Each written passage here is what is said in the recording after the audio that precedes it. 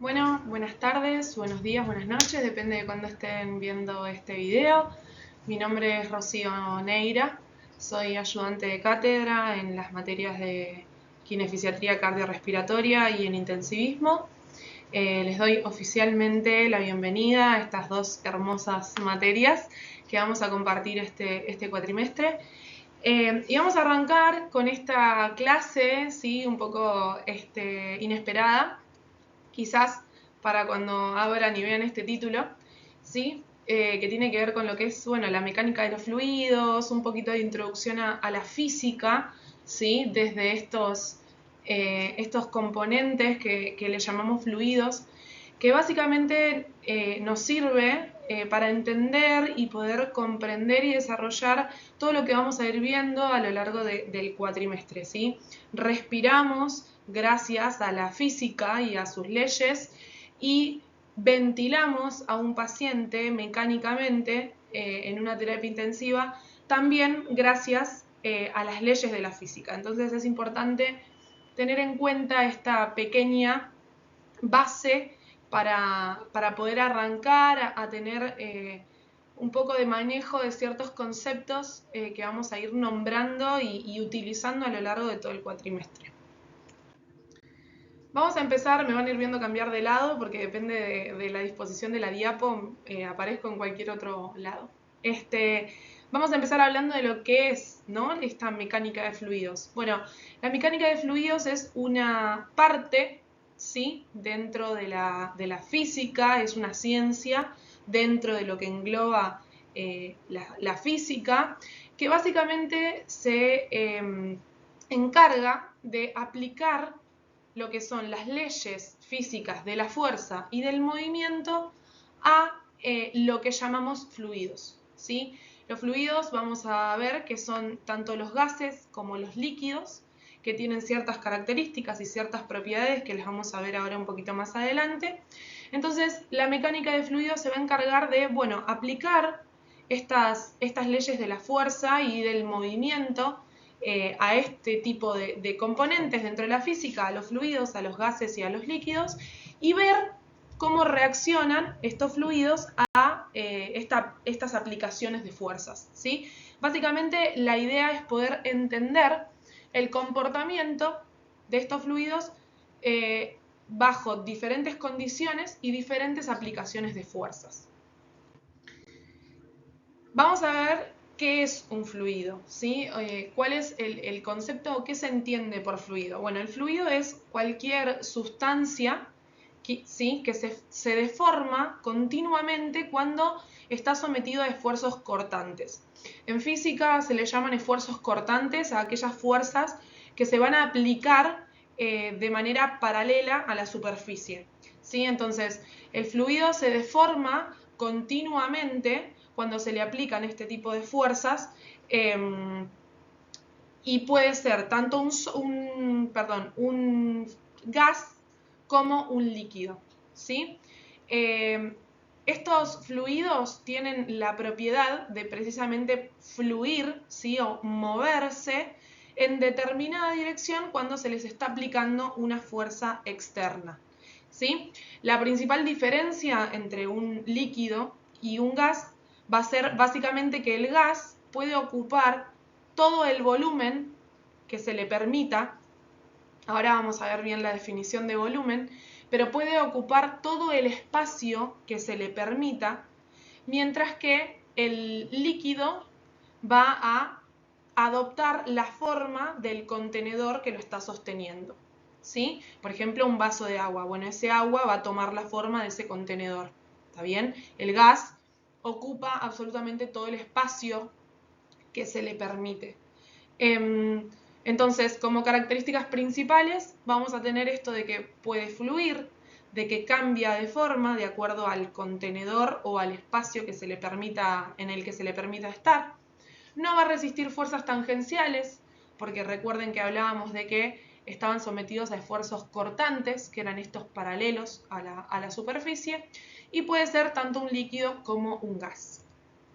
Entonces, podemos decir que el aire que respiramos, el producto exhalado, sí, que también es un gas, y la sangre que circula por nuestro sistema circulatorio son fluidos? Bueno, sí, podemos decirlo, ¿sí? Son fluidos. De hecho, es por esto que estudiamos esta pequeña introducción a lo que es la física y la mecánica de fluidos, ¿sí? Porque se comportan bajo estas leyes que vamos a ver ahora. Todo fluido va a tener estas características, ¿sí? o estos parámetros que van a ser la presión, la densidad, la viscosidad, la compresibilidad y la tensión superficial. Vamos a ir desarrollando un poquito cada uno de estos términos para empezar a meternos un poquito más a fondo en a qué nos estamos refiriendo con cada uno de estos conceptos, ¿sí? Bueno, vamos a hablar de presión primero, ¿sí? La presión es básicamente una relación, ¿sí? Entre la magnitud de la fuerza que se está aplicando y la superficie sobre la que se está aplicando, ¿sí? Entonces es una cantidad de fuerza determinada aplicada sobre una superficie determinada, ¿sí? Todos los fluidos siempre van a estar sometidos a una presión. Vamos a hacer una gran distinción que lo vamos a nombrar ahora y lo vamos a desarrollar en otras clases, ¿sí? Pero que es muy importante que tengamos en cuenta, que es la diferencia entre presión y tensión, ¿sí? Cuando yo hablo de presión, estoy hablando de esta fuerza que se está aplicando sobre esa unidad de superficie, ¿está bien? Ahora, cuando yo estoy hablando de tensión, estoy hablando de una fuerza que se da a lo largo de toda una longitud, ¿sí? Ahora lo vamos a ver bien en un ejemplo. Pero yo estoy hablando de que tensión es a lo largo de toda una longitud, mientras que mientras que presión es la fuerza ejercida sobre toda esa superficie, ¿sí? Vamos a hablar puntualmente de lo que es la tensión de la pared del ventrículo, ¿sí? El ventrículo es básicamente una cavidad, ¿sí? Entonces, la pared de ese ventrículo va a estar sometida a una tensión, mientras que el fluido dentro de esa cavidad va a estar sometido a una presión, ¿sí? Lo vamos a ver en este gráfico, ¿sí? Ven que acá, esperen que tengo acá el puntero, acá tenemos una cavidad, ¿sí? Que podría ser en este caso, como bien decíamos, ese ventrículo izquierdo. Bueno, dentro de esa cavidad yo tengo a mi fluido sangre, ¿sí? Esa sangre ejerce una presión, ¿sí? O tiene una presión, que es esa fuerza en relación a la superficie que está ocupando, ¿sí? Ahora, la pared de mi ventrículo, al estar recibiendo o alojando esa sangre, va a estar sufriendo una tensión que se va a dar en la longitud de toda su pared. ¿Está bien? Entonces, la presión va a corresponder a ese fluido que está dentro de esa cavidad, en este caso a la sangre, mientras que la tensión va a corresponder a las paredes de ese continente que me lo está alojando. ¿Está bien? Acá tenemos la hermosa ley de Laplace, que la vamos a ver muy seguido y la vamos a aplicar en diferentes momentos de la cursada, en donde nos explica, ¿sí? o nos da la fórmula de que esa tensión de esa pared, esa tensión de ese continente que aloja el fluido, va a ser igual a la presión dentro de esa cavidad ejercida por ese fluido que está conteniendo por el radio, ¿sí? De la cavidad sobre 2 por el espesor que tenga esa pared de ese contenedor, ¿sí? Revísenlo con calma, cualquier duda lo volvemos a charlar. Entonces, es muy importante que recordemos que presión y tensión son dos conceptos distintos, ¿sí? La presión va a corresponder al fluido, la tensión va a corresponder al continente, ¿sí? Que está alojando ese fluido. Vamos a hablar de otra de las características o de los parámetros que tienen estos fluidos, que va a ser la densidad. La densidad es la masa, ¿sí?, por unidad de volumen. La cantidad de fluido que yo tengo en un espacio determinado, ¿sí? Vamos a hablar de que la densidad de un gas va a poder modificarse en función a la presión, y vamos a hablar de que la densidad de un líquido se va a considerar constante, ¿sí? Miren esta jeringa, lo voy a poner acá que tengo la remera negra, así por ahí se ve mejor. Esta jeringa, ¿sí?, si yo hago ingresar, bajo el émbolo y hago ingresar aire, ¿sí?, lo que estoy haciendo es aumentar obviamente la cantidad de gas que hay adentro de la jeringa, porque está ingresando una masa de aire dentro de la jeringa, y está aumentando el volumen, que el volumen es el espacio que ocupa esa masa de gas. ¿Está bien? Ahora, si yo a esta jeringa la cierro, por acá la tapo, para no dejar ni que ingrese aire ni que salga aire, y aplico una presión desde el émbolo, aprieto desde acá, lo que va a suceder es que la misma cantidad de aire que yo tengo adentro, porque no está ni entrando ni saliendo, de repente me ocupa menos espacio, ¿sí? Eso significa que la densidad del gas va a cambiar dependiendo de la presión que yo estoy aplicando, ¿sí? Esas moléculas de ese gas, cuanto más yo las presiono, más denso se hace ese gas y menos espacio me va a ocupar, ¿sí?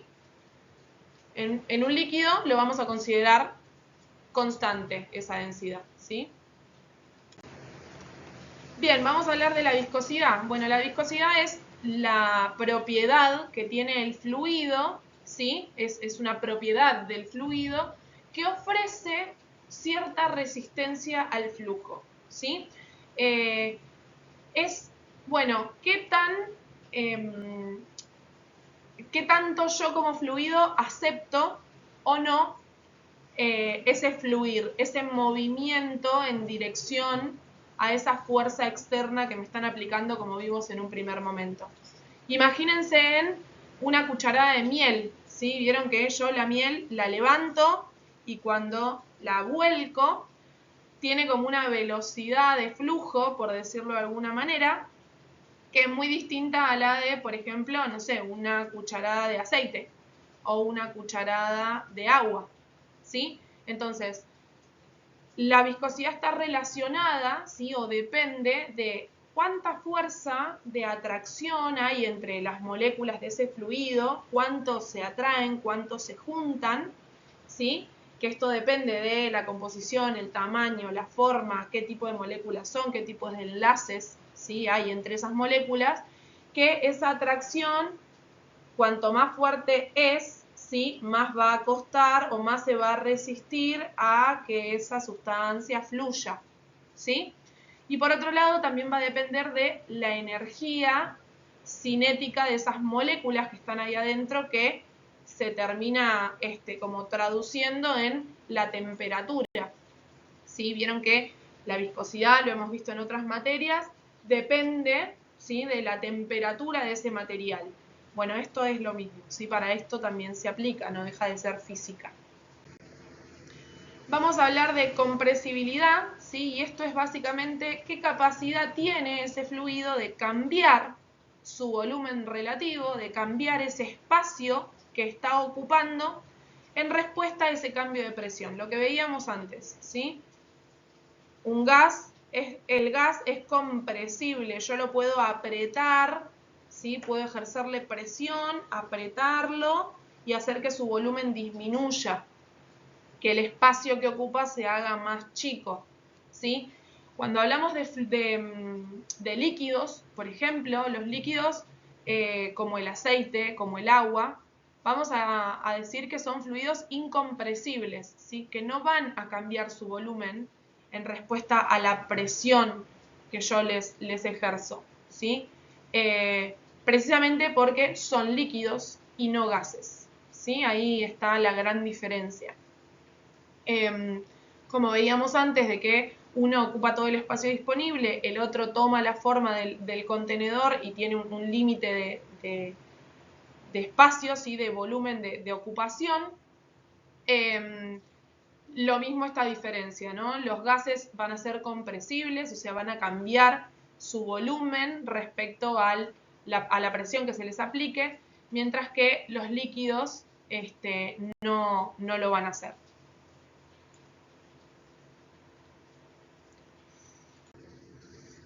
Bien, vamos a hablar ahora del concepto de tensión superficial. Este también lo vamos a ver un montón y lo vamos a repetir en muchas ocasiones y en muchas clases, hablando de distintas cosas, de distintos conceptos. La tensión superficial es esa fuerza, ¿sí?, de contracción, es esa fuerza de unión, ¿sí?, que atrae a las moléculas que están en una superficie, ¿sí?, de una interfaz aire-agua, ¿sí? Entonces, lo que sucede es, imagínense que mis manos son la interfaz, de acá para abajo hay agua, de acá para arriba hay aire, ¿sí? Entonces, en esta superficie, en esta película de líquido que yo tengo acá, todas las moléculas que están en mi interior, en el interior de mi líquido, están ejerciendo fuerzas opuestas, o sea, en direcciones opuestas, pero de igual magnitud entre ellas. ¿Sí? Están todas ejerciendo fuerzas para todos lados, pero tienen siempre otra molécula de, por ejemplo, agua, que está ofreciendo la misma magnitud de fuerza, pero en dirección opuesta. Entonces están todas en equilibrio, por decirlo de alguna manera. La sumatoria de esas fuerzas es 0. Ahora, ¿qué sucede en las que están en la interfaz? Bueno, estas moléculas que están acá, por debajo, también tienen otras moléculas de agua que están imprimiendo fuerzas en direcciones opuestas a ellas, pero acá arriba no hay una fuerza que las empuje hacia arriba, porque acá hay aire. Entonces, ¿qué sucede? Esas moléculas de la superficie, de la interfaz agua-aire, como esta fuerza por encima de ellos no la tienen, la sumatoria de esas fuerzas no va a ser 0 y estas tienden a empujar o a atraerse hacia el interior de ese líquido. Entonces, es como si todas las moléculas de la superficie se estuviesen agarrando entre sí y empujando hacia abajo. Entonces eso tiende a mantenerlas unidas a ese líquido, ¿sí? Eso es la tensión superficial. Es esa fuerza de contracción que tienen esas moléculas que están en esa interfase aire-agua, ¿sí? Para yo poder romper o ingresar, por ejemplo, algo a ese líquido, tengo que romper esa tensión superficial para que se me permita el ingreso de lo que yo quiero introducir en ese líquido, ¿sí? Por ejemplo, el ejemplo más clásico es de por qué el mosquito se puede parar encima del agua. Bueno, porque la tensión superficial que tiene el agua, ¿sí?, es lo suficientemente fuerte como para soportar el peso del mosquito encima y que no la venza, ¿sí? Por eso se puede mantener.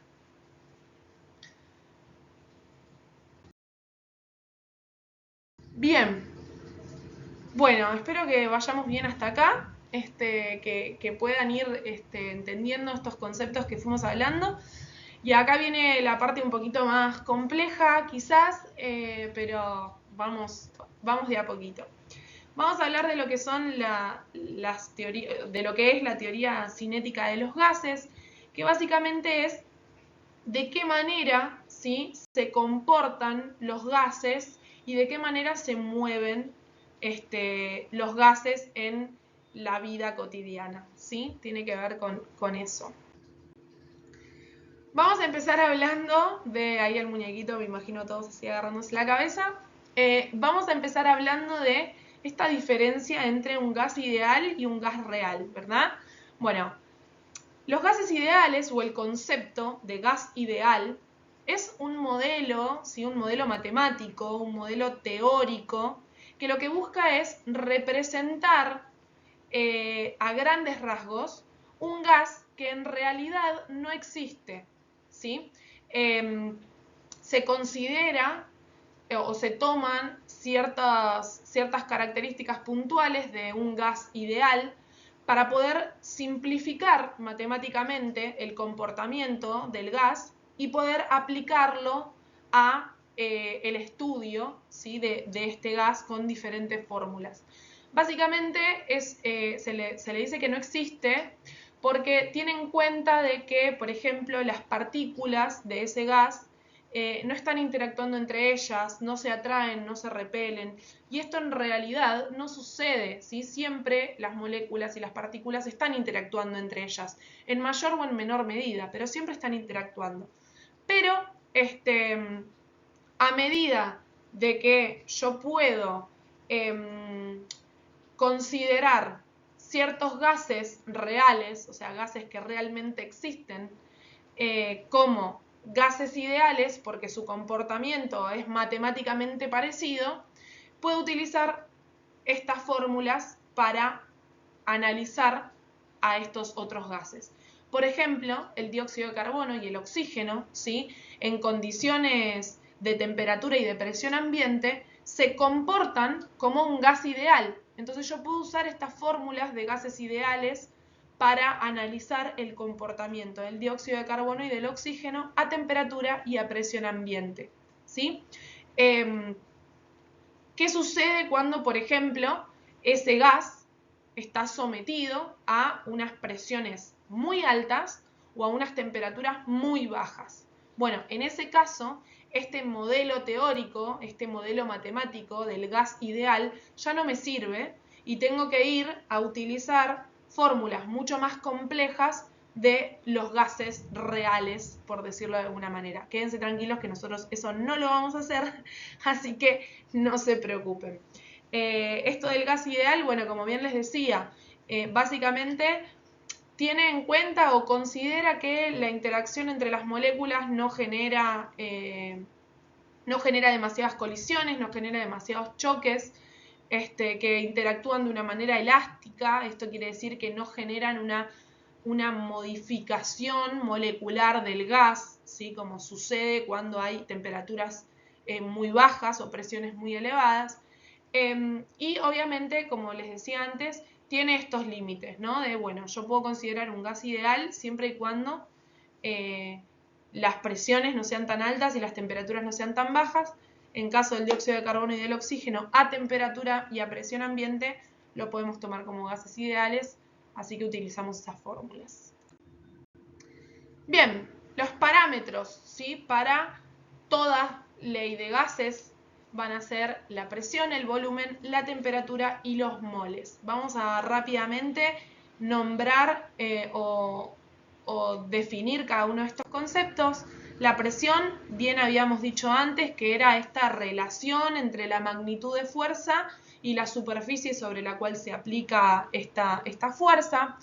Vamos a tener una presión atmosférica, que básicamente la presión atmosférica es la presión, la fuerza que ejerce sobre la superficie de la Tierra toda esa columna de aire que yo tengo por encima mío, ¿sí?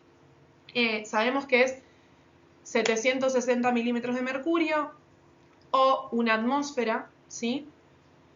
Y es muy importante que empecemos a tener en cuenta y a hacernos la idea de equivalencias, ¿sí? Todo valor que usemos va a tener una unidad de medida, ¿sí? Si es una presión, va a poder ser en atmósfera, en milímetros de mercurio, en centímetros de agua, ¿está bien? Pero tengo que tener en cuenta las equivalencias matemáticas, ¿sí? Por ejemplo, 760 milímetros de mercurio es igual a una atmósfera, ¿sí? Eso es una equivalencia matemática. Y lo vamos a tener que tener presente porque cuando vayamos haciendo diferentes cuentas y fórmulas, vamos a tener que utilizar siempre la misma unidad de medida.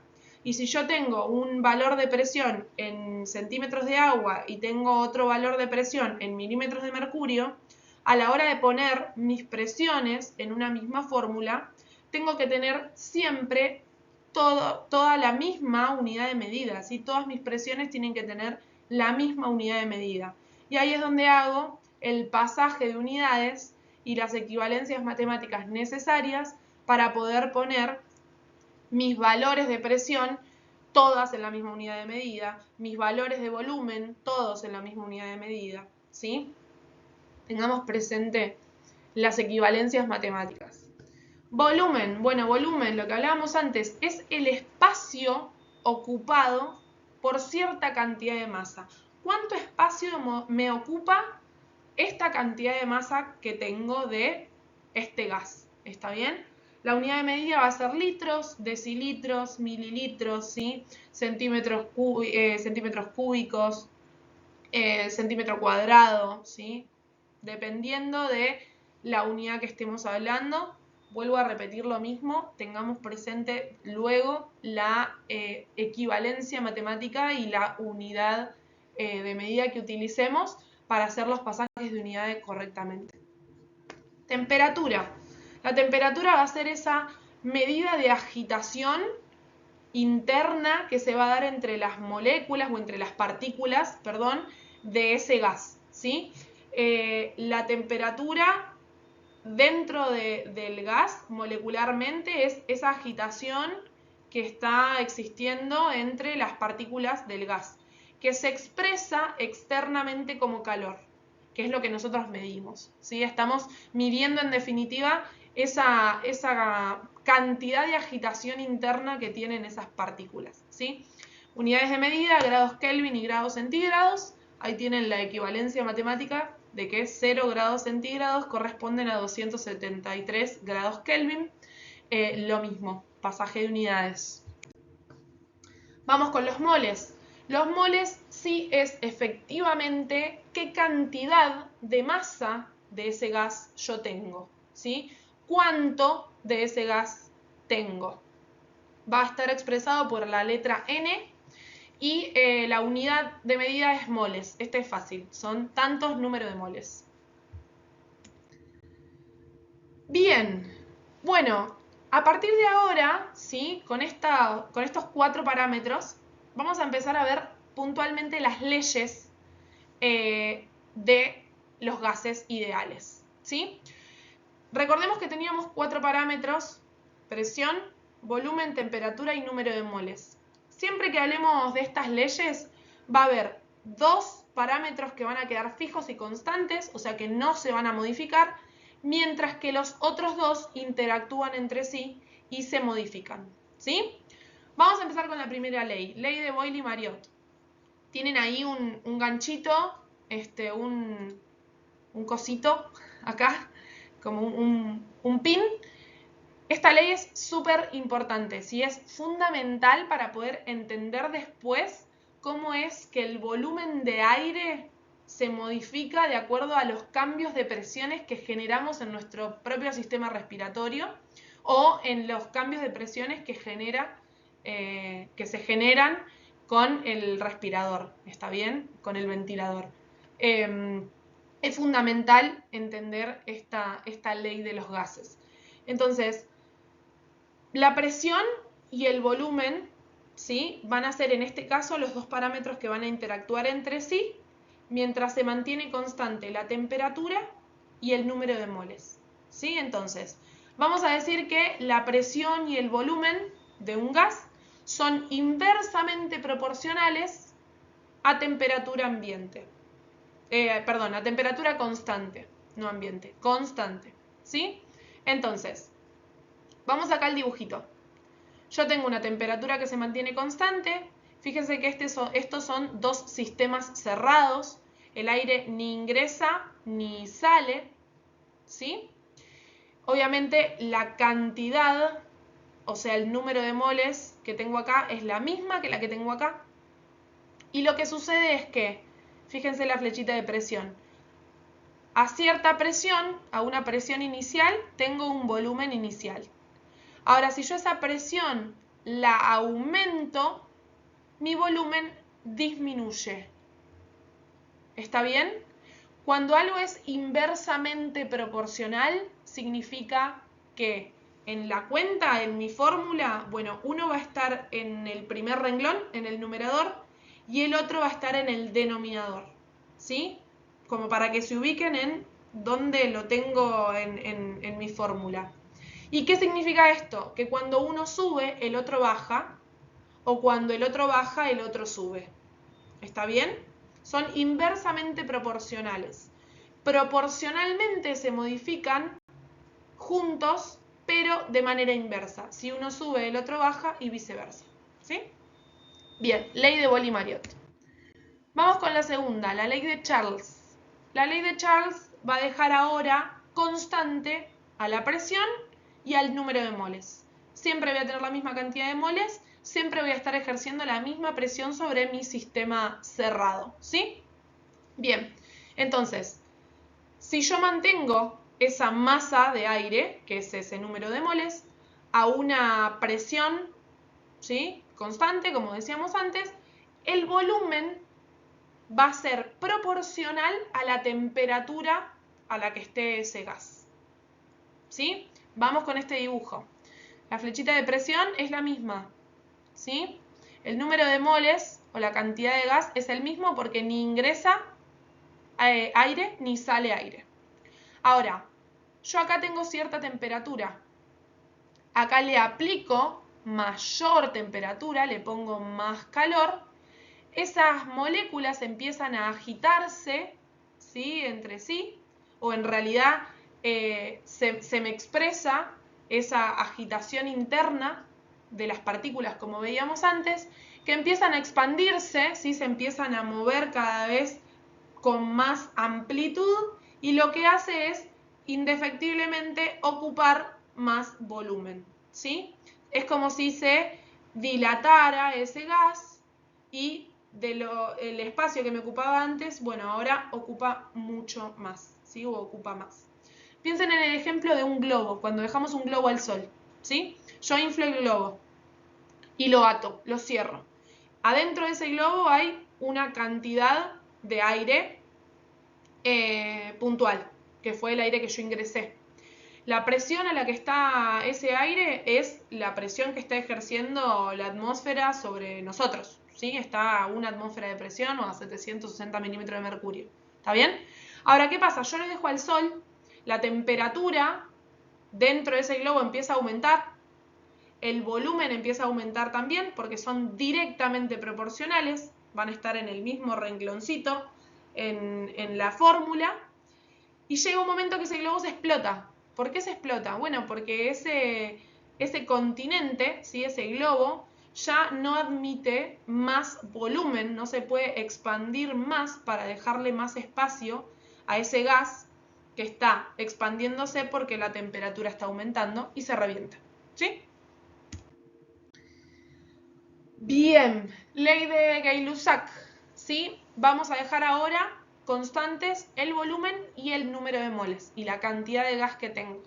Y lo que vamos a modificar, ¿sí?, van a ser la presión y la temperatura. Esta es muy parecida a la anterior, pero en vez de con el volumen, con la presión, ¿sí? La presión va a ser directamente proporcional a la temperatura. Es lo mismo que la anterior, el mismo concepto, pero ahora con la presión, ¿sí? Si yo aumento esa temperatura de ese gas que está ahí confinado, digamos, en ese recipiente, esa agitación, esa energía cinética de las moléculas del gas también va a aumentar. Entonces, como producto de esos choques y de esa colisión contra las paredes del contenedor, se genera este aumento de presión, de temperatura, ¿sí? Directamente proporcionales ambos también. Muy bien, a ver si pasa. Bien, ley de Avogadro.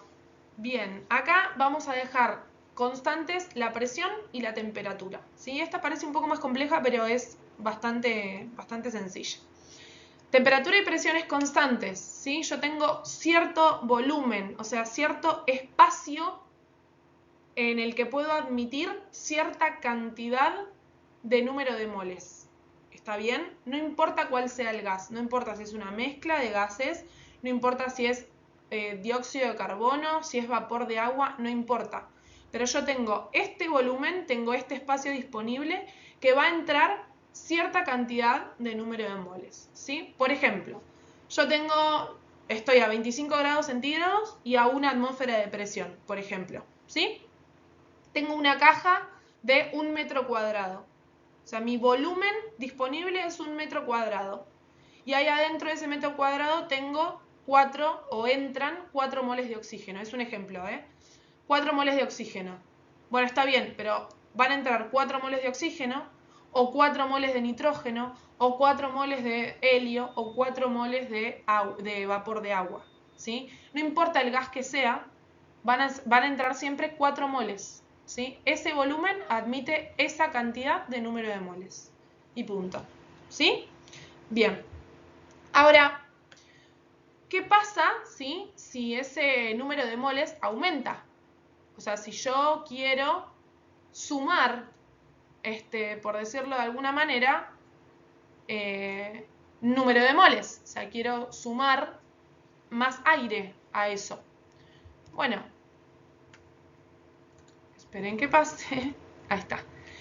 Básicamente, ¿sí? Lo que sucede es que cuando yo tengo o quiero sumar más partículas de un gas a un recipiente, voy a tener que indefectiblemente aumentar proporcionalmente el volumen para recibir a ese gas, ¿sí?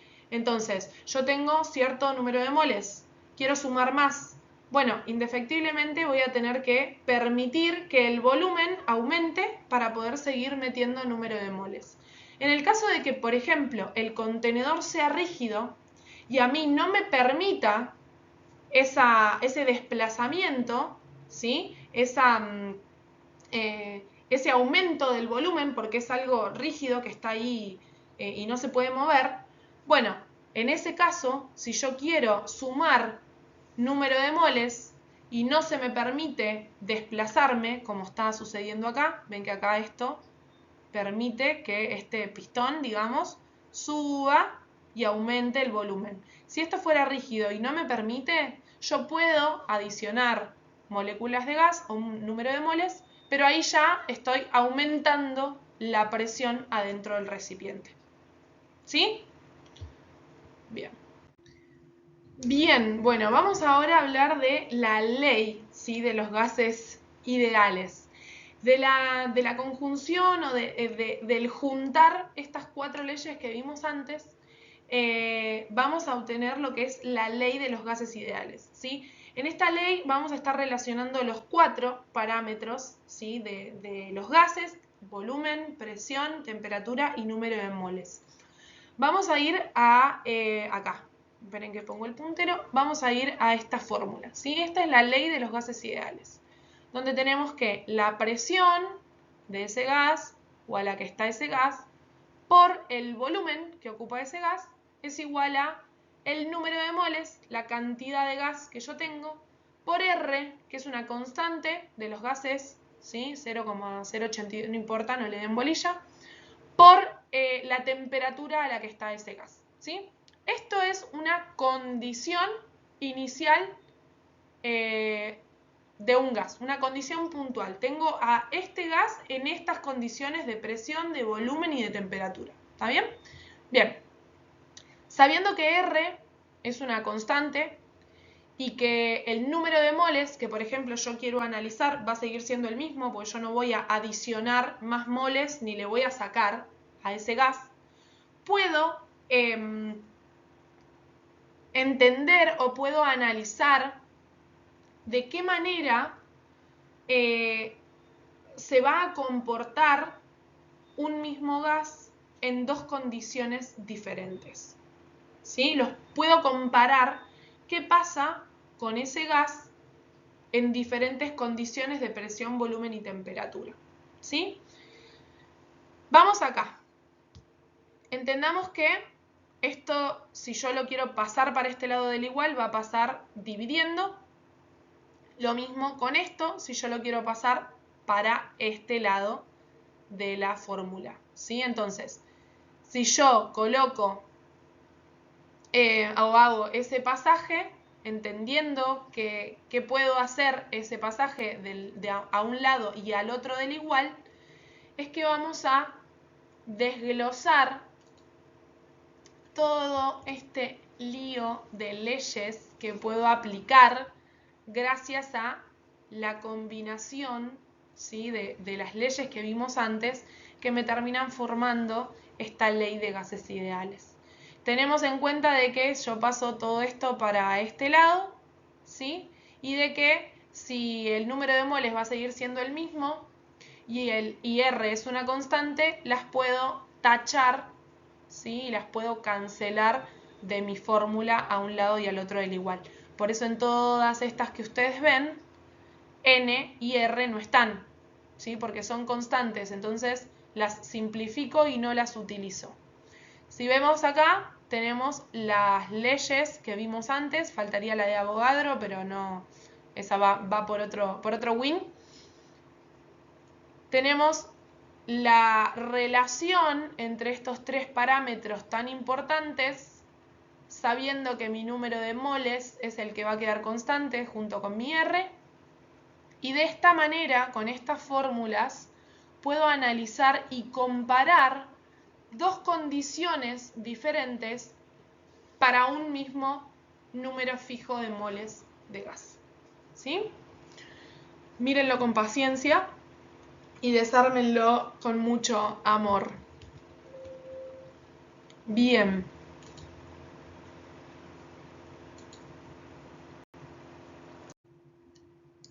Bien, bueno, en condiciones reales, ¿sí?, en nuestra vida cotidiana, en la naturaleza, lo que existen son mezclas de gases, ¿sí? Se van a comportar bajo las mismas leyes, vamos a analizarlas de la misma manera, pero tenemos que tener en cuenta de que no son gases individuales, sino que es una mezcla, ¿sí?, de gases. Son muchos gases combinados que están formando ese gas total, por decirlo de alguna manera.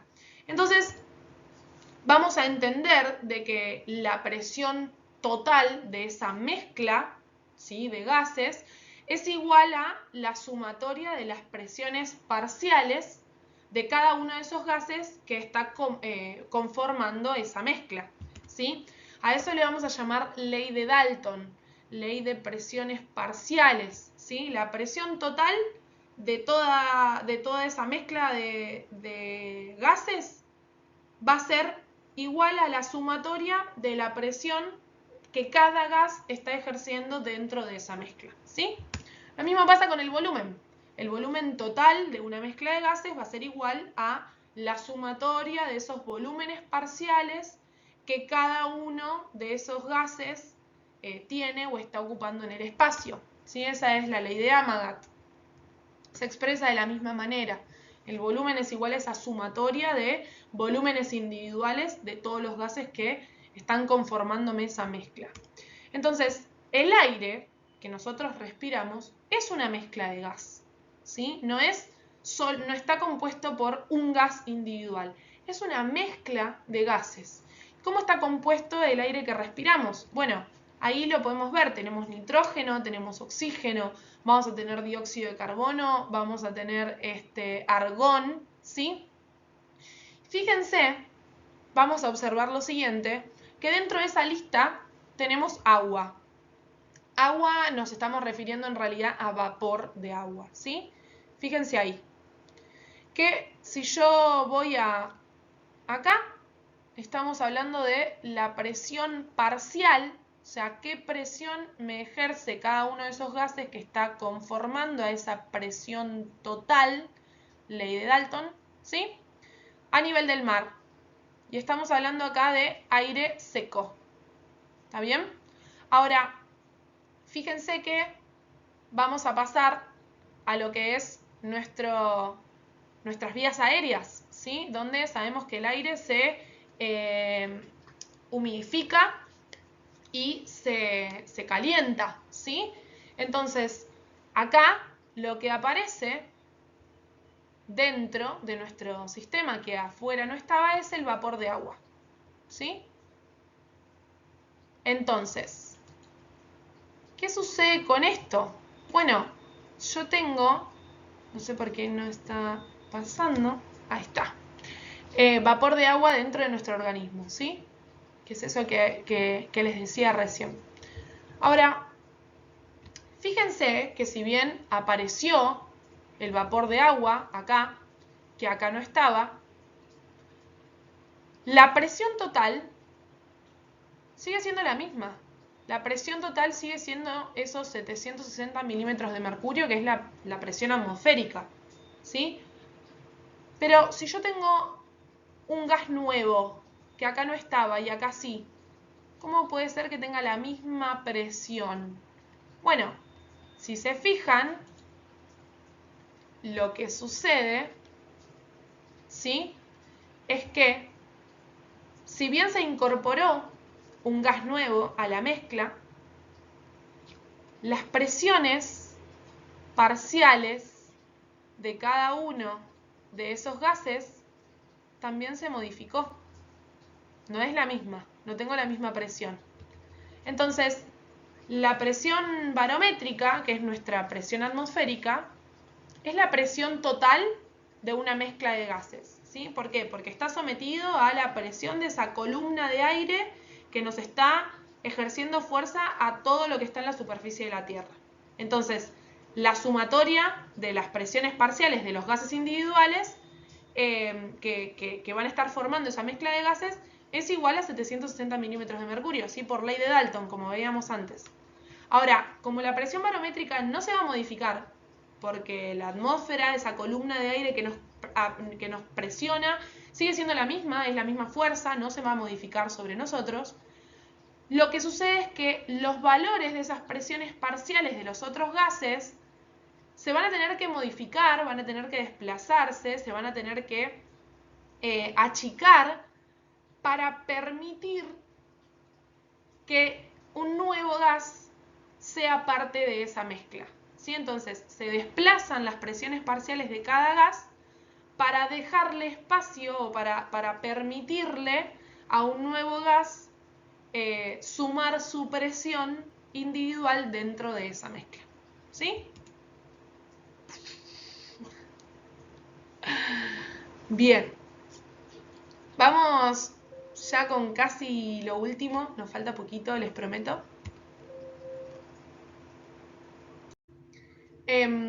Bueno, vamos a hablar ahora de un cachitito más, ténganme paciencia un poquitito más, y vamos a hablar de la difusión de estos gases. ¿Sí? Vamos a empezar hablando de la difusión de estos gases, ese mecanismo de transporte que bien conocemos todos, y vamos a hablar después de esta disolución de gases, ¿sí? En líquidos, que no es más que la presencia de los gases que tenemos en sangre, ¿sí? Gases diluidos en un líquido, que en este caso va a ser nuestra sangre. Entonces, vamos a hablar de lo que es la ley de Graham, ¿sí?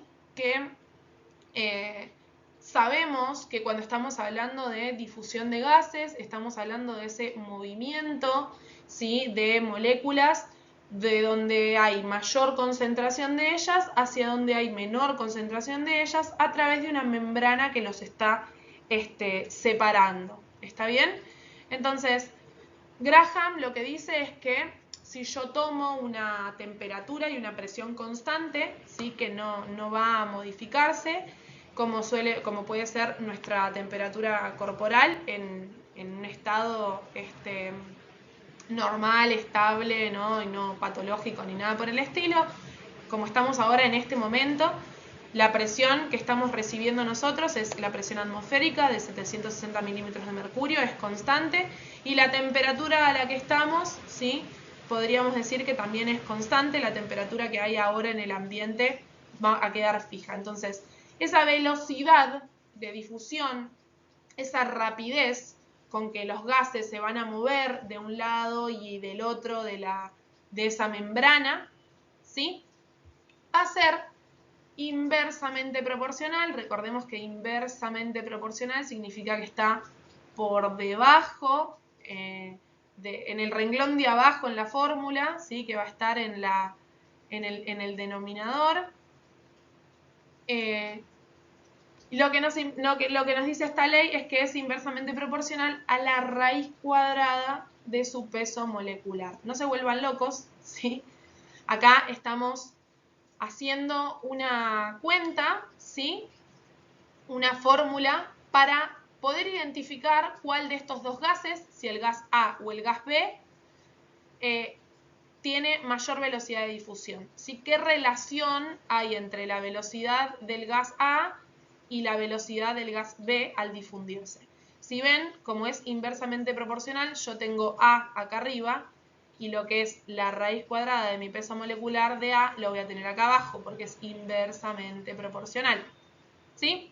Básicamente esto es para terminar diciendo, ¿sí? Que bajo las mismas condiciones de presión y temperatura, las moléculas de un gas que es más ligero, que tiene menos peso molecular, se va a desplazar con mayor rapidez y más velocidad de difusión que un gas más pesado.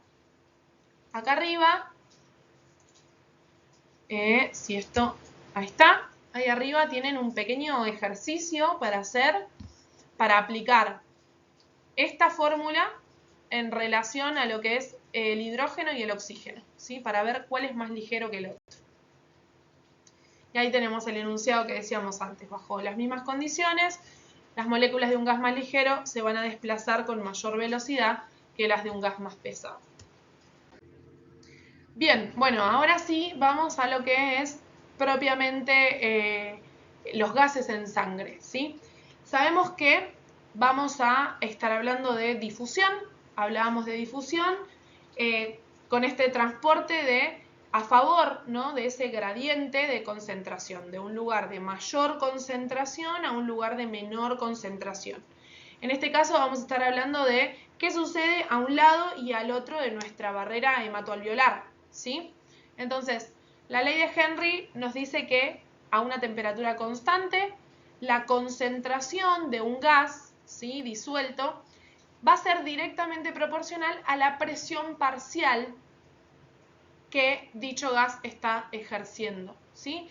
Entonces, si vamos acá a la formulita, vamos a ver que estos corchetes, siempre que vean estos corchetes, significa concentración de lo que está ahí adentro, ¿sí? En este caso va a ser concentración de oxígeno, es igual a una constante de solubilidad, que esta constante de solubilidad es puntual para cada gas, dependiendo del gas que estemos hablando, por la presión parcial que está ejerciendo ese oxígeno, ¿sí? A ese lado de la barrera. ¿Está bien? Entonces, si yo quiero averiguar la concentración que tengo a un lado y al otro de la barrera hematoalveolar para saber para dónde va a ir mi oxígeno a favor del gradiente de concentración, tengo que averiguar la presión parcial de oxígeno a un lado y al otro lado de la barrera. Entonces, vamos a arrancar buscando el valor de nuestra presión alveolar de oxígeno, ¿sí? La presión alveolar de oxígeno se saca con esta fórmula, donde la FiO2 es la fracción inspirada de oxígeno, que sabemos que nosotros del aire que respiramos, 0,21 es la fracción que inspiramos de oxígeno, por la presión barométrica, que sabemos cuál es, 760 milímetros de mercurio, menos la presión del vapor de agua, que era esa que aparecía en nuestras vías aéreas, sí que sabemos que es 47 milímetros de mercurio, menos la presión parcial del dióxido de carbono sobre esta R, ¿sí? Que es el coeficiente de relación entre oxígeno y dióxido de carbono. Esta R, ¿sí? Básicamente es la relación entre cuánto dióxido de carbono yo produzco al consumir tanta cantidad de oxígeno, ¿sí? En condiciones normales, en una respiración normal, fisiológica, nosotros producimos 250 mililitros de dióxido de carbono por cada 200 mililitros de oxígeno consumido. Si hacemos esa cuenta, esa relación nos da 0,8, ¿sí? Ahí vamos a reemplazar todos los valores de esa fórmula para saber efectivamente cuál es el valor de nuestra presión alveolar de oxígeno. Bueno, nos resulta en este valor, ¿sí? Son 100 milímetros de mercurio. Ahora, yo ya tengo con este valor esta parte de la fórmula. Y yo quiero averiguar la concentración de oxígeno. Sabemos que la constante de solubilidad del oxígeno es 0,0013 milimoles por cada milímetro de mercurio.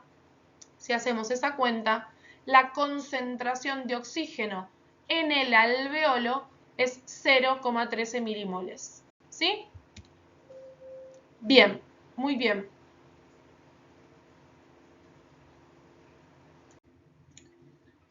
Bien, muy bien. Entonces, seguimos, ¿sí? Con esta ley que veíamos recién. Entonces, ¿qué pasa ahora si yo quiero saber, bueno, la concentración del otro lado, ¿no? de mi barrera hematoalveolar? Bueno, la presión venosa de oxígeno es igual a 40 milímetros de mercurio. Si aplicamos la fórmula que vimos antes, si hacemos la cuenta que habíamos hecho antes con esa constante de solubilidad del oxígeno por ahora estos 40 milímetros de mercurio, que sabemos que es la presión venosa del oxígeno, nos va a dar que la concentración de oxígeno es 0,05 milimoles. ¿Se acuerdan el valor anterior? Bueno, queda expresado, ¿sí? De qué lado, o sea, para qué lado va a ir el oxígeno. De mayor concentración, que era 0,13 en el alveolo, hacia lo que sería la sangre, ¿sí? Que tiene una concentración de 0,05. ¿Está bien? Ahora, sabiendo esto, ¿sí? Teniendo los valores de las presiones, más allá de las concentraciones, que ya lo vimos y nos cierra que la difusión va a favor del gradiente de concentración, vamos a entender qué pasa con estos dos valores de presiones, ¿sí? Mi diferencia, ¿sí? de oxígeno a un lado y al otro de esta barrera lo puedo relacionar tanto con la concentración, como vimos recién, como con las presiones, ¿sí? Con las relaciones o en relación, perdón, a estas dos presiones, ¿sí? Entonces, vamos a hablar de un delta de presión. Siempre que vean este triangulito, significa delta, y delta significa diferencia, ¿sí? Es una resta de un valor y otro. Yo sé que mi delta de presiones va a ser la diferencia que hay entre la presión parcial de oxígeno a un lado y al otro de la barrera hematoalveolar, ¿sí? La del alveolo y la venosa. Ese delta de presión de oxígeno va a ser 100, que es la que tengo en el alveolo, menos 40, que es la que tengo en sangre en ese momento, antes de hacer el intercambio. Entonces, mi delta de presión es de 60 milímetros de mercurio. ¿Qué significa esto? Básicamente esos 60 milímetros de mercurio es esa diferencia de presiones de oxígeno que hay entre el capilar venoso y el alveolo. Como la difusión es a favor de ese gradiente, ¿sí? Este delta de presiones, esta diferencia de presiones, es la que hace posible que ese gas, que ese oxígeno, difunda desde el alveolo hacia el capilar.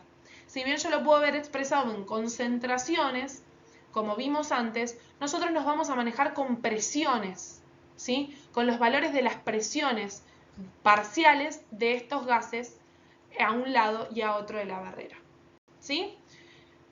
Muy bien.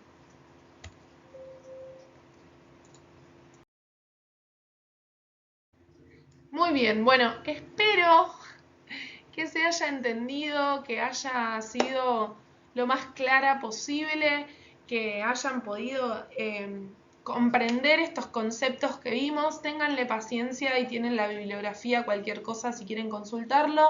Cualquier duda que tengan nos preguntan en clase, nos mandan un mensaje por Teams o por Miel. Estamos a disposición de ustedes. La idea es que tengan estos conceptos un poquito más masticados a la hora de llegar a las clases, para que se les haga un poco más sencillo entender qué es lo que está pasando con esos gases y qué está pasando con esas presiones y con esos volúmenes cuando empecemos a hablar y a desglosar todo esto a lo largo del cuatrimestre. Les mando un beso enorme, muchas gracias por su atención, por la paciencia. Espero que les haya servido. Cualquier duda, estamos a un clic de distancia. Les mando un beso grande. Muchas gracias.